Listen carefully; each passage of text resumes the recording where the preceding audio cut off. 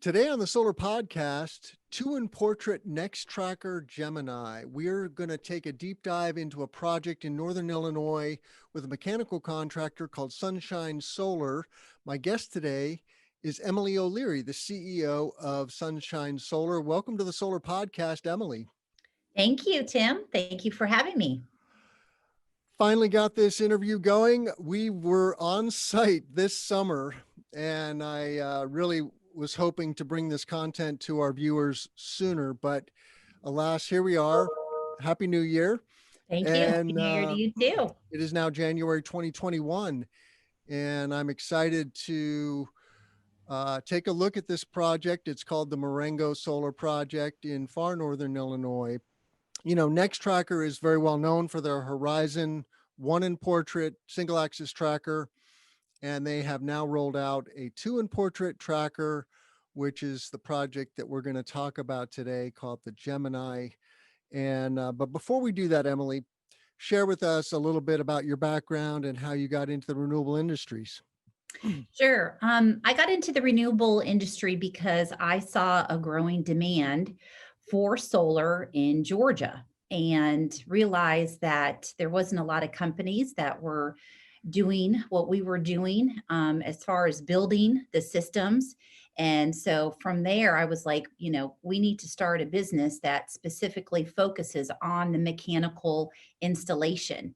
So that's kind of how Sunshine Solar was born, is realizing that we can develop this niche in the market and kind of be very laser focused on what we do and partner with the racking companies and really develop a good reputation in the solar industry. So this started back in 2015 was the idea. Awesome. Yeah, I feel so lucky to finally be working full time in solar. I grew up in New Mexico doing DIY stuff in our backyard. My dad was a very DIYer, and PV just wasn't on the scene. And then I got interested in ecology and did a bunch of other things. But we're sitting on top of a rocket ship being in the solar industry. It's just nothing but pure growth for the next 50 years. So if Absolutely. you're listening to this and you're thinking about the energy industry, solar is the way to go. Yes. Well, tell us more about Sunshine. It was great to see your crew, and we're going to see a little snippet of them in action at this the Marengo project. But tell us some more about Sunshine. Who are your primary customers, and what size projects are you doing? Yep, sure. I'll go back a little bit as far as the history. Tomorrow, actually, January the 5th, will make us exactly 5 years old. So we're still babies in this industry, but we're kind of, this whole industry is still so new. So we've been in there, like I said, for 5 years. So we're excited that we've been able to, continue and grow and grow and grow. But we are a certified women-owned business. We're a WBENC, certified women-owned business, where we have kind of maintained this since we started, and we feel that it's a good niche, I guess, in the market, because as you know, there's a lot of men-driven solar companies and not very many women-owned business solar companies. So we're very proud of that. And we are also really one of the largest mechanical solar companies in the United States. We are based out of Marietta, Georgia, and we work in all the southern states along the East Coast.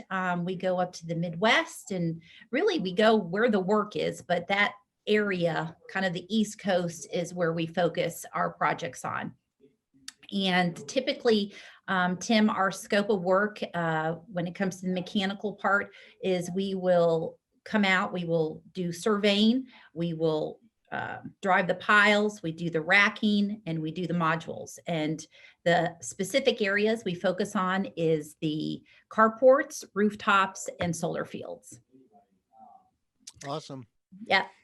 And we're going to see some photos of this 3-megawatt project. This is a community solar project here in Illinois. We have 111 3-megawatt projects that are under construction as we speak. Many of them have now been energized, but many of them have not. And And so, but in the next 3 to 6 months, everything will be wrapped up. And then we're waiting for another wave of SRECs before there'll be another wave of construction for community solar. And then we also have about 600 megawatts of utility scale solar coming into Illinois. I know Georgia has quite a bit of utility scale. Have you done some utility work in Georgia? We did. We finished a project this summer that was, oh man, what was the size of it? 34 megawatt. But it was in South Georgia, and we were hired to survey and drive the piles. We didn't do the racking or the panels, but it was for a utility scale project. And so we were really happy about that. But yeah, Georgia is booming. And I think after, even with the elections coming up here this week, I think it's just going to put our state on the map for sure for solar, because everybody realizes that this is the way to go, and we've got the land and we've got the sun. So we really have a perfect mix in our state to grow. Yeah, really, most places in the US are viable solar markets from a sunshine perspective. People don't realize that. They think, oh, here in Illinois, they think, oh, we're too far north. But solar is totally viable in the northern US as well. It Mhm. is, markets vary, of course, by geographic region. Here in Illinois, we're in PJM and MISO, and that is one factor. And then we also have state incentives. Do you have state incentives in Georgia at all for smaller scale solar? Um, we used to, Georgia Power kind of dictates what's going on with the solar in our state. So we have to kind of rely on their policy or their initiative. So, but we will probably just follow the what is it, the 26% tax. The ITC, yeah. Yes, yes, but yeah, I don't believe we have anything other than that going on right now. But I'm it glad you could mentioned the change. ITC. That is a major incentive. Yes. When when investors buy a solar project, they can take 26% tax credit on really all of the major equipment, the panels, the racking, the inverters, and that has now been extended through 2023, I believe. Hmm. So that was going to step down, but now is extended at 26%. So that's great. Yes. You mentioned your WBE. That is definitely a feather in your cap, and not easy to find solar contractors that are WBEs by any stretch. Mm-mm. How did you get? Tell me a little more about the ideation of the company. You started as a mechanical contractor and then expanded in the pre-show we were talking about your pile driving capabilities. Let's drill down on that, no pun intended, but you have some unique capabilities from a mechanical installer perspective. Yeah. So we made a lot of changes last year. And one of the main things is that I sold with my previous business partner, Sunshine Solar, to a new business partner. And he decided to really scale Sunshine Solar to the next level. And with the whole selling of Sunshine Solar, he decided to keep me on as the CEO, which I was thrilled about because I love what I do. And I kind of shared with him the vision of where I saw the company going, and we were totally on the same page. And so now with my new business partner, he actually came from the oil and gas background. So his forte, his strength is scaling businesses. He knows all the pieces and all the things you need to do to take the company to the next level. And so last year he put a lot of working capital into the business, where we hired on amazing individuals that came from variety of different backgrounds, but they knew how to build and grow a business. And so we have a director of safety, we have a VP of operations, we have 7 project managers, and we have about 8 superintendents. So we really went from kind of a small business to really a large size company. So we have 22 people on payroll or employees, and then we have about 200 1099s out in the field.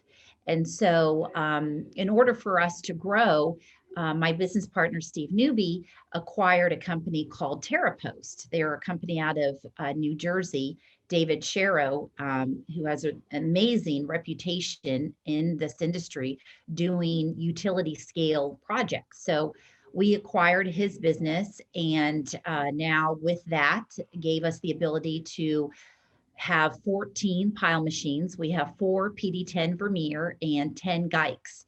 And so we're able to take on these very large utility scale projects. We've got trailers and we move them from one, site to the next, and we can have 6 or 7 going on at the same time at one site. So we're really fortunate that this worked out for us in 2020, because again, we really wanted to scale the business, and Steve knew what we needed to get to the next level. And so having this business and expertise, because it takes more than just equipment. You need really good quality people, and that's what we have hired. And we have the best, I mean the absolutely best people on our team, and we know how to execute. We're very efficient in what we do, and that's what we take pride in, and how we build our business. But one of the things too, I'll share with you, Tim, is that we have great partnerships with the racking companies. And this kind of leads into the Marengo project, because Nextracker knows us very well. We have an excellent partnership with them, and we've been doing Nextracker for years, since 2016. And so they knew that we had the skill to build this Gemini double portrait. And so we were contracted to do this project for them. And this was their very first project for portrait. So we collaborated with them. We've been giving them a lot of feedback from an installer perspective on what is great, what's working. This is how we do it. And so we, again, collaborated quite a lot throughout this project from the very beginning to the end to, really make this project successful, because obviously they want to sell this to clients and we want to build it for them. So, like I said, we have a great communication with Nextracker, and we were really lucky to have been chosen for this project. Well, let's dive into the project. I'm going to share my screen, and we can take a look at some of this photography of Marengo Solar. Mhm. If I can get the video to run. There we go. So you immediately see that this is a 2-in-portrait single-axis tracker. The vast majority of trackers are 1-in-portrait, and so the 2-in-portrait is a newer design. The rows are a little shorter. I think that works well if you have difficult terrain. This was not a particularly difficult site. It's a flat farm field, and you can see that it's still under construction here. This was earlier in the summer, and still some modules yet to get put on the racking. But it's really when you take a look from the ground that you see the difference. Here you are standing under the array Yeah. with your foreman, and the torque tube is a good 7 feet off the ground. You immediately notice that the torque tube is beefier, the piles are a little beefier, and it's just a more robust system, which makes sense, right? Because there is going to be more stresses on that torque tube because it has a bigger kite on it, right? Yes. Two modules in portrait.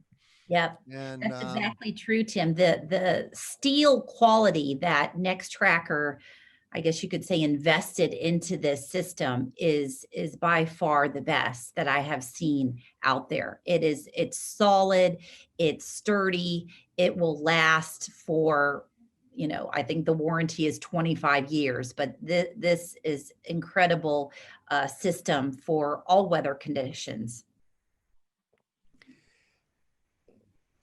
Yeah, I want to talk a little bit about their swaging technology. We're going to show some photos of that, but here's a shot of the crew racking and stacking, as we say. Mhm. It was quite impressive how quickly they're able to install the modules, and really didn't seem to mind the larger infrastructure, so to speak.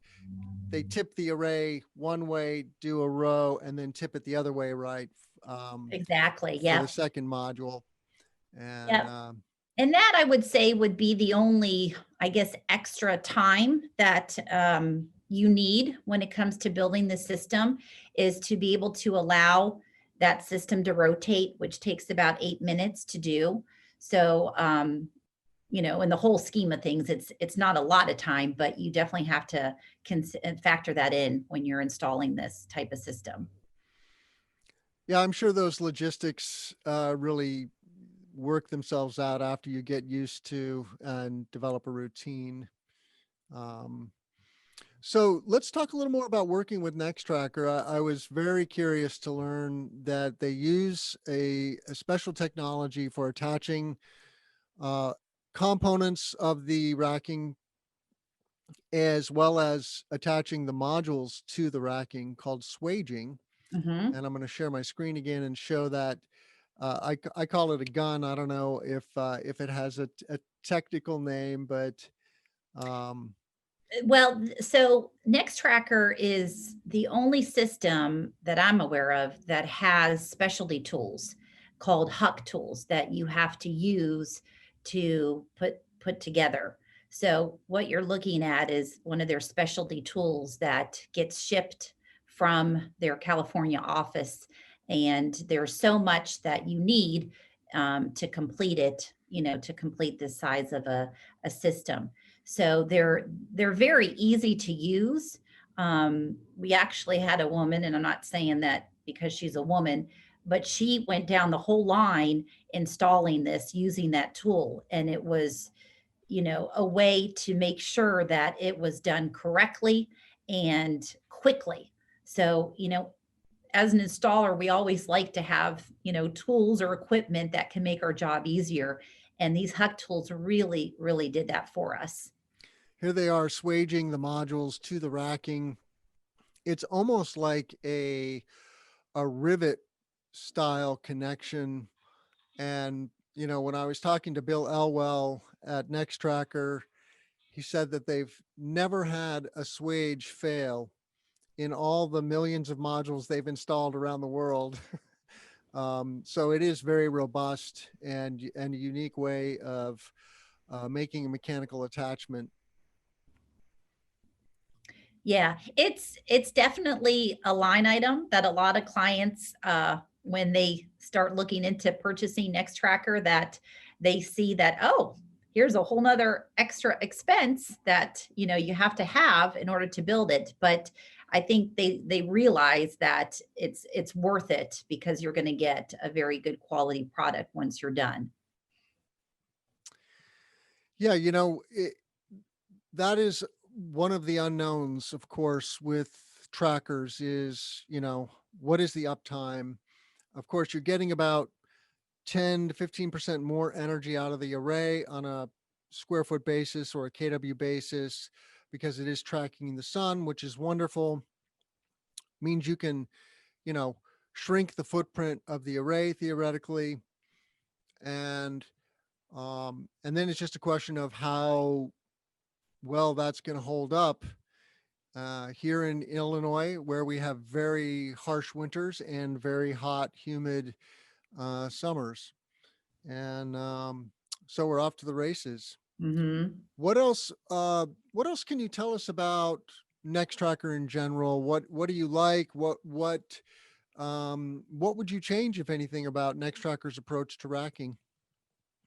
Well, they are really one of the leading racking companies in the world. I mean, I think I don't know how many gigawatts that they have sold, but they're definitely up in I think the top three in the world for racking. And what they really kind of are known for is the quality.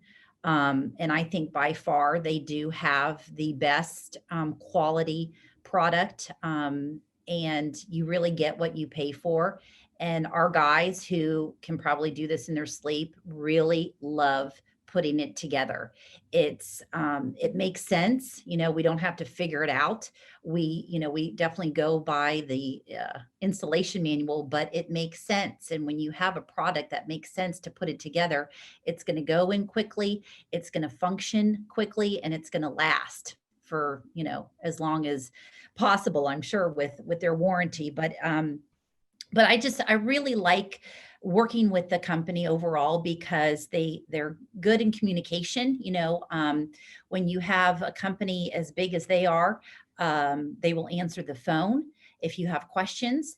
They take pride in their product and the people that we have worked with. They have reps that come out and build the golden row with us, and they are so helpful and they're so open to working with us and always asking us questions and seeing what they can do better. So they really hire good people, and we've just had such a great partnership over the years. And kind of a little side note is that they hired us to do a project out at NREL, the National Renewable Energy Laboratory.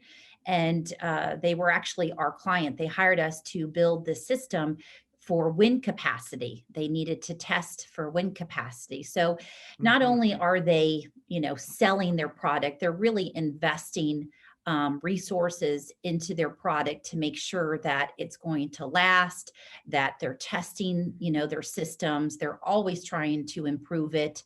And they're a great company as far as doing wonderful things with the community.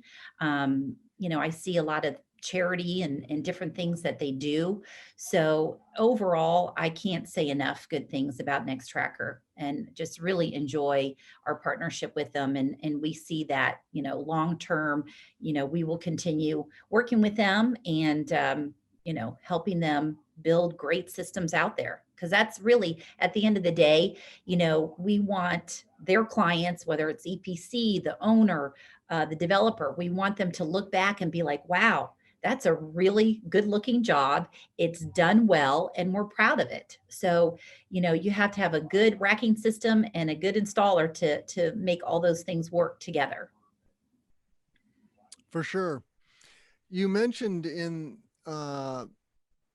earlier in the interview that, many of your employees are 1099, and I can imagine that recruiting and retaining top talent can be a challenge.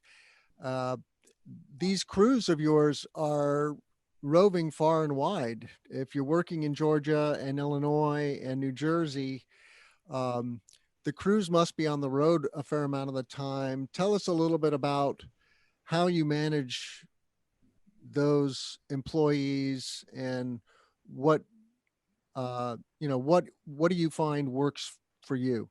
Sure. So one of the main things when they come on board, we ask them if they can travel and if they can, go from site to site, because that's just the nature of what we do. We go where the work is, and we go to different states, and so they have to be willing to travel with us. So we have a core group, several teams that, like I said, are employees, and they're kind of the leaders of our organization. And so they really work with the 1099s, and we train them. We spend a lot of time on safety meetings, making sure that before they ever go out to a site, they go through several hours of safety training. And so we take pride in what we do. We take pride in our workers, and we want them to be happy. I always say, look, I don't want you to think this is just a job. This is a career. Solar is growing, and we always try to foster their skills. And if they are good in one area, whether it's an operator, whether it's a panel installer, we want to help them build their skills and be able to move up in the company. So we really try to work with them because there is some turnover, but we definitely like to keep our workers happy and do what we can with them. And we pay them really above the national average. And we give them per diem, and we try to really do good things with our workers so that they're happy and they stay with us for a while. And I'm part of a new initiative going forward here in Georgia, where we want to focus on the workforce, because you have all these big projects coming down the pipeline, and you obviously need good workers. And one of the goals with this initiative that I'm a part of is that we want to go to trade schools. We want to go to, universities and say, look, solar is a very viable career, not just as a mechanical installers, but as an engineers, as developers. Put this in your curriculum, because we want to recruit from your schools. And we work with veterans, lots of hiring for heroes. We want to get these people into this space, because there's such a great, bright outlook of future for them to be in this. So that's the things that we are definitely working on, is to keep the flow of workers into this space, because as it grows, you need people to make it happen. Yeah, I do another show with John Weaver, and he's done some back of the envelope math about the energy transition. And we might be looking at 800 gigawatts of solar in the next 20 years Hmm. being installed in the United States. It's a huge amount of construction work, and so literally uh, we are going to be growing by leaps and bounds in terms of staffing all kinds of positions from the field to the office. And it's not too late. Even if you're mid-career, you can transition into solar. I do get a lot of inquiries from people in the oil and gas industry because, oil is falling on tough times. Oil prices are down. The writing is on the wall that, we've passed peak oil. And so it is just not going to be a growth industry for the foreseeable future. But those skills translate. Developing a solar field is certainly no more complicated than developing other energy projects. I would argue it's probably one of the simpler forms of energy development. And you can get these community solar projects going in just a couple of years. Right. Of course, larger projects take longer. Um, I have a 150 megawatt project in my backyard here in central Illinois that I keep I keep waiting for it to come out of the ground, and the developer keeps saying no, next year or 2 years. So, Yeah. but well, what else would you like to talk about regarding either the Marengo project or the industry as a whole? I know that you and I talked a little bit in the pre-show about pile driving being a pain point. We've really struggled here in Illinois to find qualified pile drivers that are interested in the solar work. It is new for many construction companies that are used to working on different types of infrastructure. So it is solar is a unique industry in that regard. There's lots of work, but it is different than traditional pile driving, for example. What are your thoughts about that? Sure. Well, one of the services I'll mention that we do is pool testing, and pool testing occurs before any solar project field.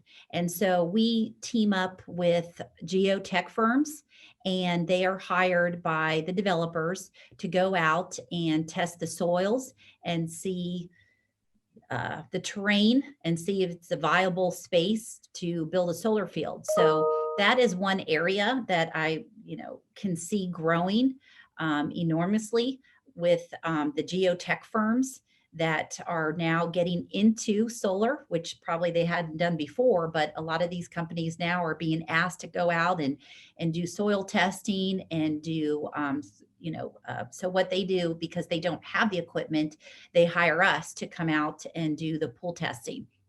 And so what we do is we will bring the steel. Typically, it may be a dozen to 20 piles that we will bring to the solar field, and they will identify certain areas. And so our guys will drive the piles, and then they time it. and then they do their calculations and put the whole report together and give it over to the developer. And so that has become a really important tool for the developers, as well as bidding on projects too. So if we haven't done the pool testing, we always request the geo report from the EPC, whoever's done it, just to allow us to see, okay, is there going to be a lot of pile refusals, number one? And if that's the case, we kind of calculate that into our bid. But also, um, you know, there may be areas that will say, hey, this area looks great. And then this area may have X amount of pile refusals in it. So the geo report is a very, very important tool when it comes to the solar field. And I only see a lot of growth in that area as well. Yeah, for sure. Luckily, here in Illinois, we have very deep topsoil generally, not always, but generally speaking. But until you do that pull testing, you really don't know what's there. And it takes time and money. So sometimes the developer doesn't want to pay for that. They'll just settle on the geotech, taking some core samples, and away they go. And then you're just flying a little bit by the seat of your pants. Well, I want to make a few announcements, and then we'll make sure people get your contact information as well, Emilie. We do these interviews a couple times a week, and you can find all of our content here at cesnrg.com/videos. Here's that landing page. Please, if you appreciate the content, subscribe to our channel. There's a big red subscribe button. That's the YouTube channel right there. Give us a thumbs up, share with your friends. As we've discussed in the podcast today, we need tens of thousands of more people to get into this industry. So these interviews are a great way to give people some background on what's going on in solar. And so check us out at cesnrg.com/videos. Emilie, how can our listeners find you? Well, there's a couple ways. They can go to our website, which is www.sunshinesolar-llc.com. Our main line is 404-620-4864, or they can email me directly at emily.o'leary@sunshinesolar-llc.com. But yeah, if you go to our website, there's links and numbers there that you can contact us there. And I'm on LinkedIn too. Wonderful. Well, thank you so much for spending time with me in the field up at Marengo, and for this introduction to the 2-in-Portrait Gemini Tracker by Nextracker. Thank you so much. Have a great day, Emilie. Thank you, Tim, and thank you for all that you do for the solar industry. We really appreciate your valuable education. You take the time to do all this for free. So I know, you have a passion for it. So I just want to say thank you for all that you do. Let's grow solar. Take care, everybody.